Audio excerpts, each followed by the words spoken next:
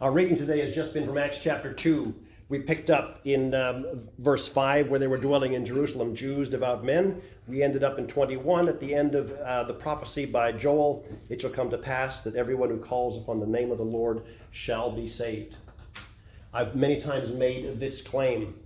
Because we do not understand where this event took place, we've caused a lot of misery over the years. If you read the story casually, you might initially think that the Spirit fell in an upper room somewhere. This is the context of the passage, that the disciples were staying together and that somewhere they were in an upper room where there were 120 of them, and the Spirit fell. And in other words, the Holy Spirit fell in the suburbs somewhere, and it really wasn't connected to anything else, and it just took place. And you'd say, oh, yeah, okay, well, maybe that's possible. But really, when you dig a little deeper, you realize that this could not have been the case.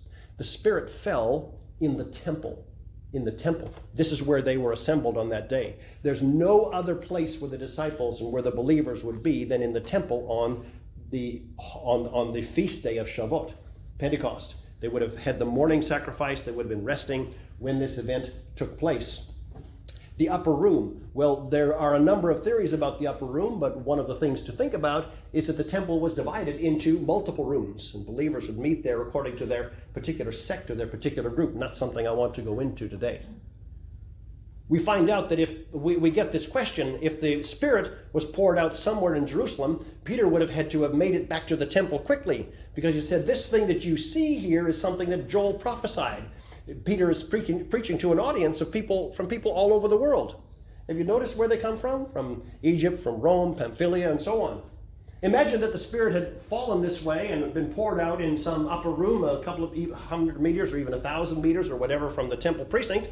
It is absolutely jam-packed in the city at the time. You can't move. The city swells by about 1 million people during feast times. 1 million people in a city without the kind of amenities that we have. Just think about how that would be. And 1 million people bring in their animals for sacrifice as well. Like, wow. And so Peter would have had to have made it from that to have gotten back into the temple to stand there with the other 11, because the Bible said he stood there with the 11. That's including Matthias, who was elected beforehand early in Acts. So just think about this. They're in an upper room away from the temple. The Spirit falls, and Peter says, right, boys, get to the temple now. And they get to the temple. Along the way, they're preaching to all these various people. They get to the temple finally, and all 12 of them stand up representing the 12 tribes of Israel, and Peter's preaching on. No, it's not logistically even very possible. This event takes place there, and it must take place there for many different reasons. However, or following on from this, after Peter's preaching, 3,000 people come to the Lord. 3,000. There's something I've heard about 3,000 people in a spiritual event. What's going on here? 3,000. What's going on? When the law was given, remember the Ten Commandments, when the law was given Mount Sinai, there was also a manifestation of the voice of God and so on and so forth. We talked about that before. There were great frightening things taking place. The people immediately rebelled against God, and 3,000 of them died.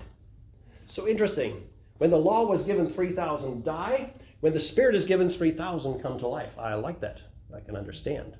So pardon me. So with the coming of the Holy Spirit, manifestation of the Spirit, a new law, a new process is set in place. This is a promise to Israel. And Peter stands up and he says this. He says, let me just quote exactly so that I don't misquote from the ESV. This is what was uttered through the prophet Joel. Okay, so they're seeing the miracles, they're hearing the voice, they're listening to all these things going on. Excuse me. If you're listening online, it's not been the easiest week for me. Okay. And Peter says, this you're seeing is what Joel uttered. Well, what did Joel utter? In the last days it shall be, God declares, that I will pour out my Spirit on all flesh. Hang on just a minute here. Peter's saying the events that took place 2,000 years ago. In the year 2000 and 2030, that will be nailing 2,000 years ago, right? Peter said those events then that took place there 2,000 years ago, those marked the what kind of days? The last days. Ladies and gentlemen, if those were the last days, and today is the last days, the period called the last days is now 2,000 years long. The last days are longer than they're the days of. They're the last of the days of. It's like, whatever. No.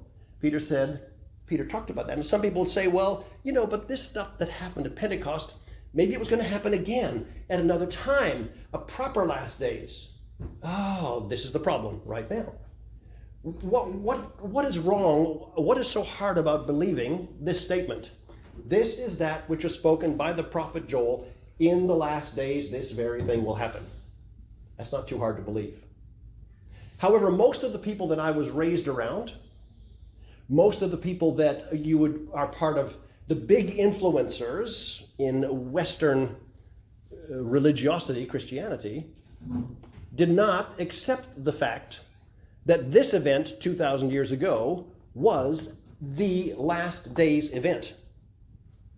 They believed that this would happen again at some time in the future. They didn't hold to that being that because they said, well, it's been 2,000 years, nothing's really happened, not understanding the whole last days thinking. So in the we have to just go back a little bit. In 1948, modern day Israel became a nation. We have to hold that in our thinking. It was always taught that the biblical generation was 40 years. And I was in churches where if you said it was any different than 40 years, you get thrown out of those churches. You would be laughed at. Maybe not thrown out, but they'd say, he's not teaching a Bible school class or whatever. Oh, you're definitely wrong there, brother. The biblical generation's 40 years.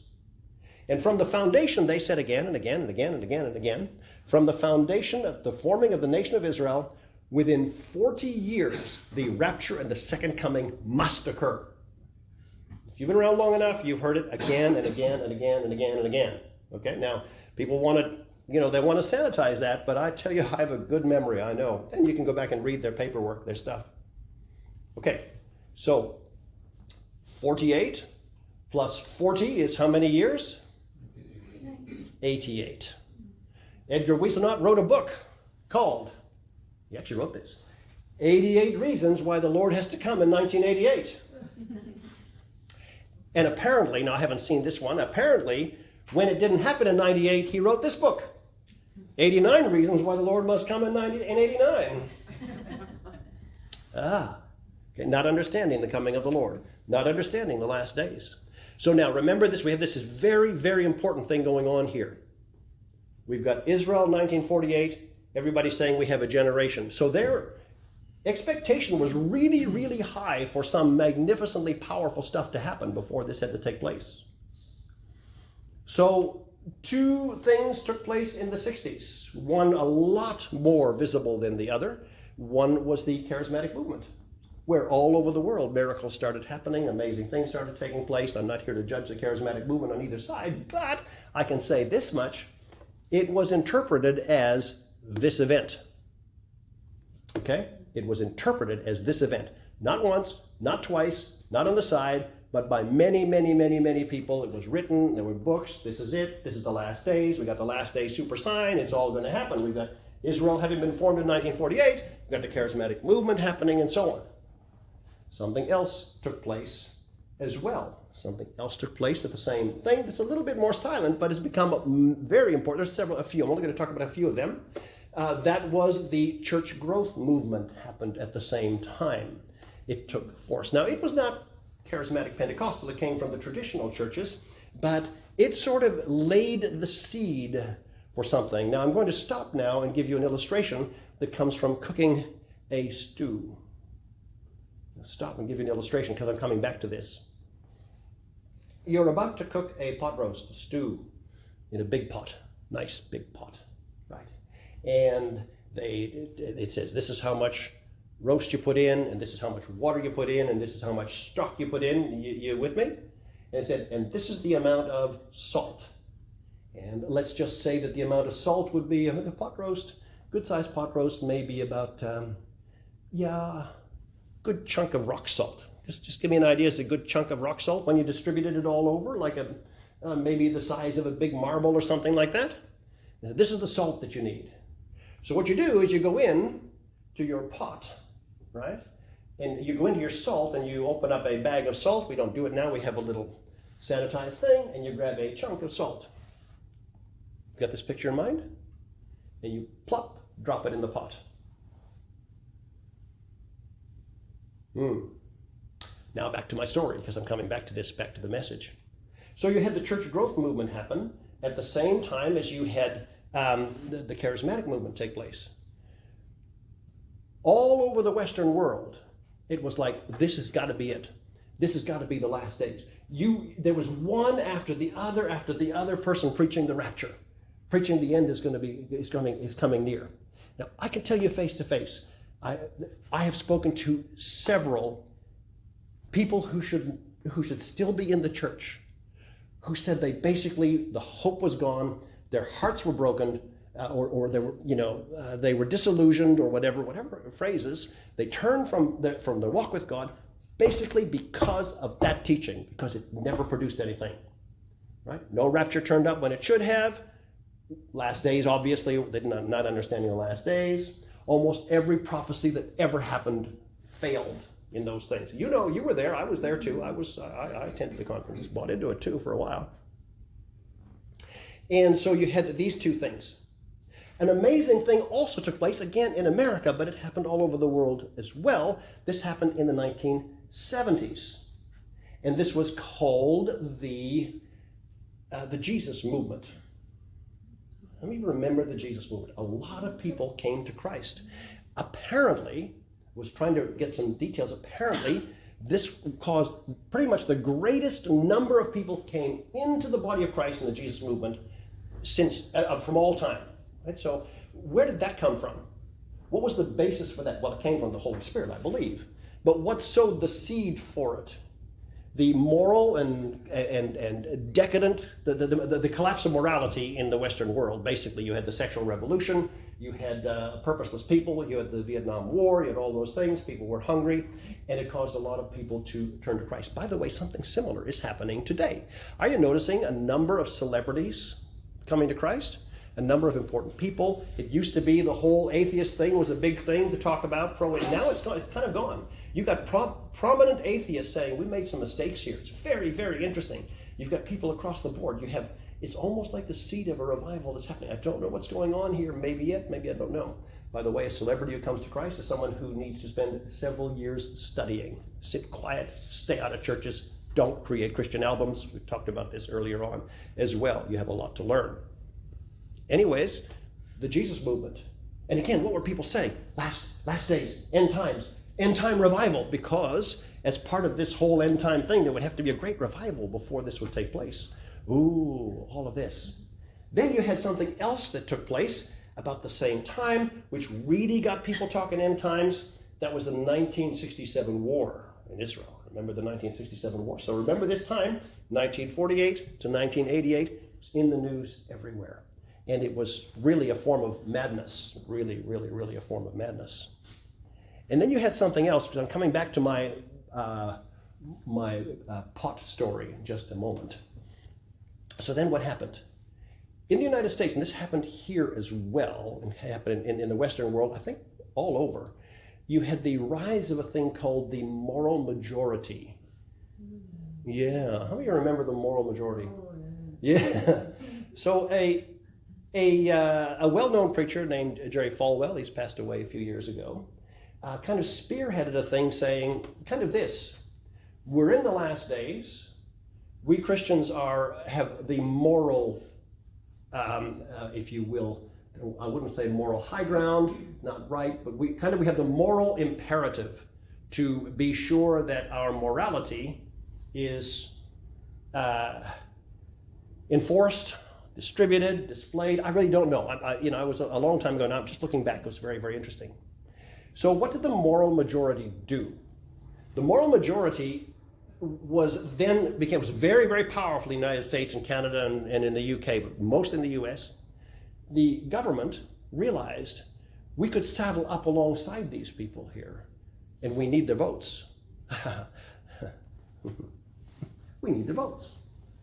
And so you had a big rise, and then you had these ministries that we've heard so much about. You've had the 700 Club, the PTL Club, and the big mega churches, mega ministries. They became really, really popular. Kind of read on the back of that. Really, really interesting. Why? What was at the basis of that? The real base of all of this was the sense that we're in the last days, let's rush to the finish. That was there. I was there. I remember it well. Now back to my pot. Back to my illustration. You've got this roast, and you're cooking this pot roast. You've got your beef, you've got your ingredients, you've got your whatever. You just grab the chunk of good old hard rock salt and you drop that in the pot. And along comes time to eat. And it's not very good. Because the salt stayed where it was initially. It didn't get all the way through the food. It didn't get through the meat, didn't get through the stock, didn't get through the vegetables. Effectively, it was unpalatable. Because there's something about salt that we all know about. It needs to be distributed properly, doesn't it? Right? If you salt your steak, it has to be distributed evenly. The Lord, in one of his most many wonderful illustrations, talks about what his people are, and he said, you're the salt of the earth. Right? He said, if the salt has lost its flavor, it's to be trodden underfoot, it's whatever. Now, what did end-time thinking, bad end-time thinking, end up doing? Well, first of all, and I've got to choose my words carefully here because I'm very much off the cuff here, but let's find out what God's will would be for a city like the one in which we live. I have an idea, I have a thinking, I have a thought. Thousands of small churches evenly distributed over the city, right? Not too big, not too small, bigger than we are, but one on every street corner. You remember a time like that, don't you? Yeah. You do, right? What was that? It was a time when God's people, the family of God, were really salt in the community. Almost every teacher was connected to one of those. Almost every politician, if he wasn't himself, his parents were. Almost every police officer was known by those local congregations, those local churches. And so you had the church doing what God wanted it to be, just to be salt, to be evenly spread around. Now what took place, and again, I blame bad end-time theology on almost all, as there was, at the root of almost all of this. There was a big move then to say, bigger is better. If you had a big church, you were a success. You had a small church, you weren't a success. I heard them say it. They said it to me. And they said it to many others. And the whole idea was that because we're in the last days, imagine churches of 500 here and 2,000 here and 10,000 here. Imagine what they could end up doing.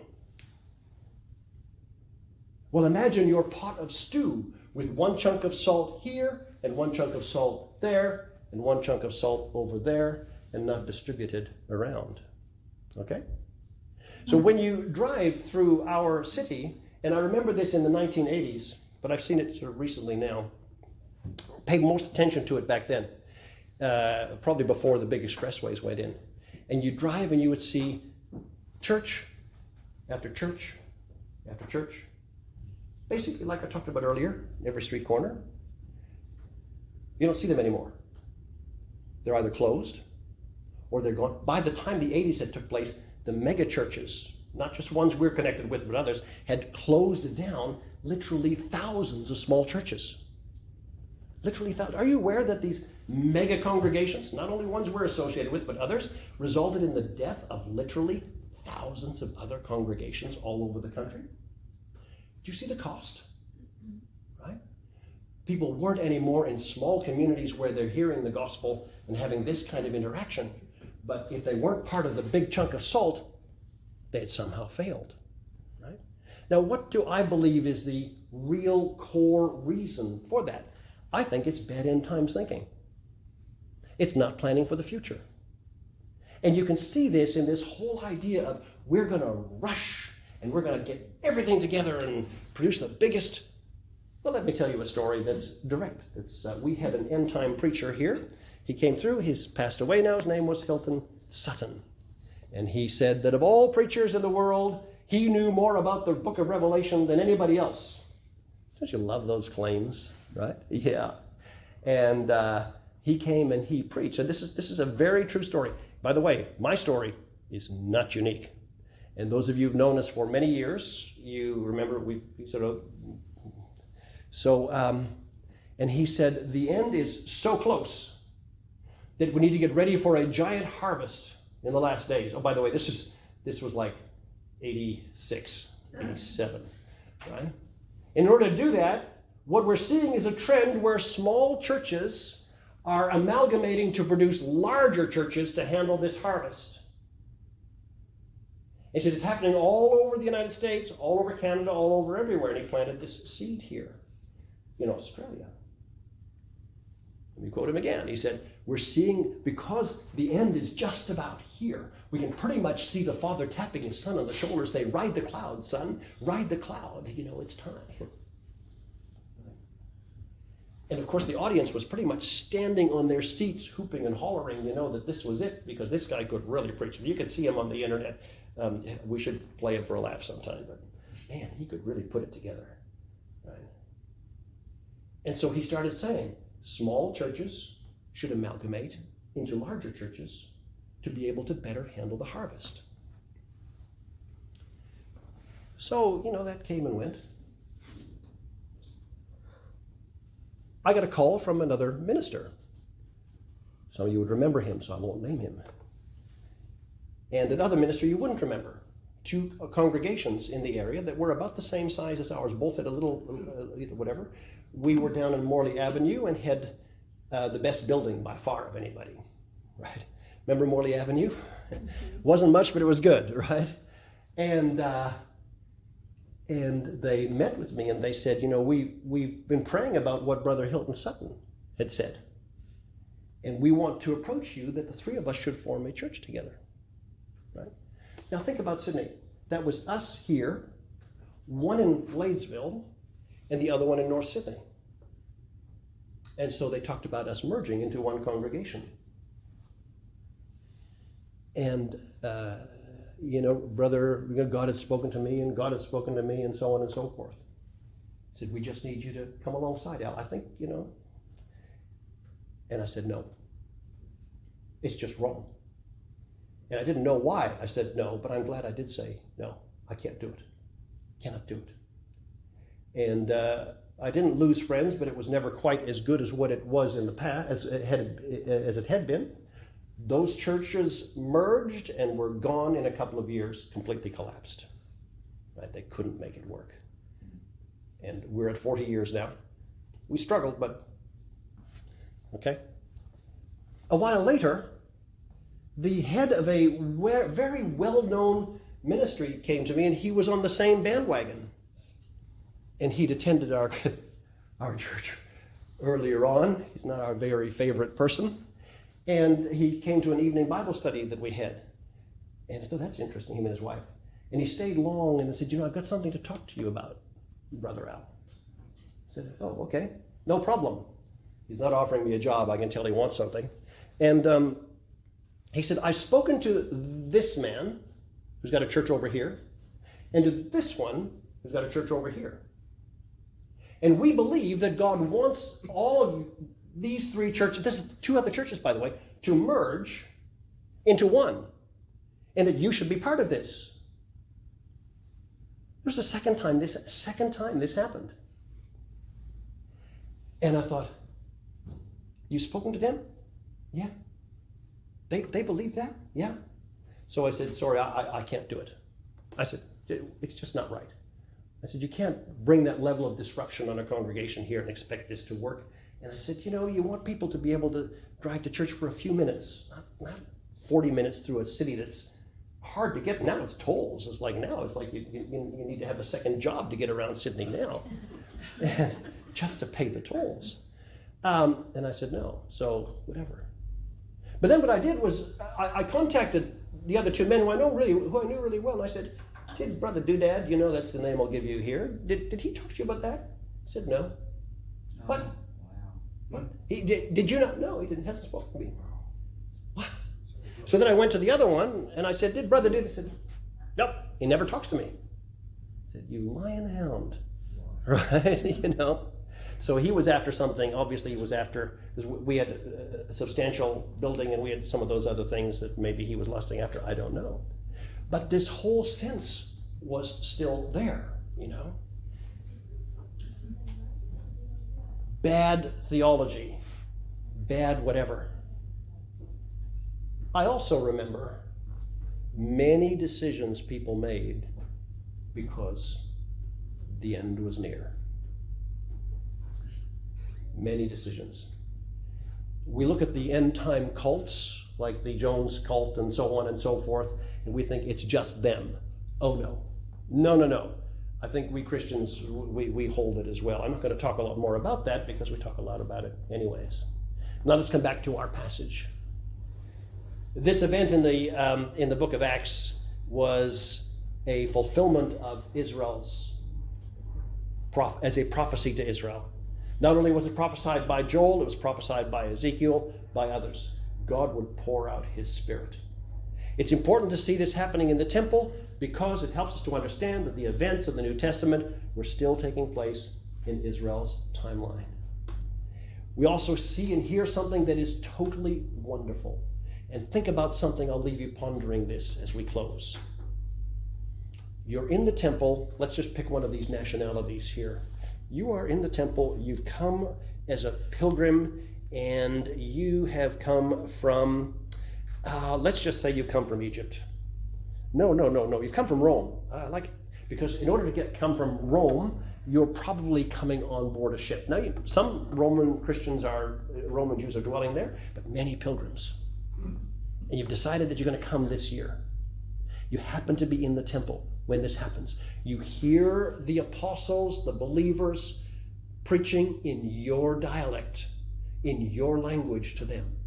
You hear them saying these words: God will bring the nations to himself. That's the message they were preaching. The nations. When you're at the temple, you're thinking, we're the only people in the world. We're the chosen people. There's no one outside of us. We have exclusive rights to the promises of God.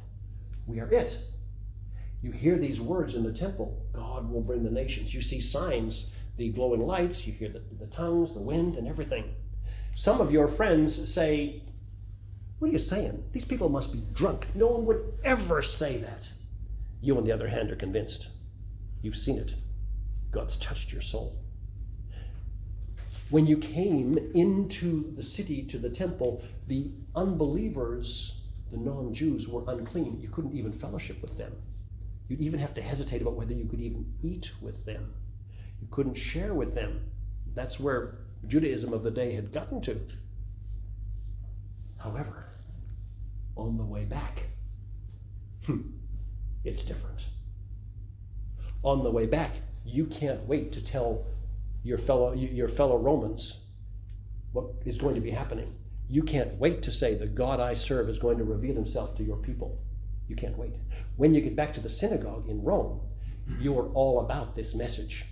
God is going to reveal himself to the nations.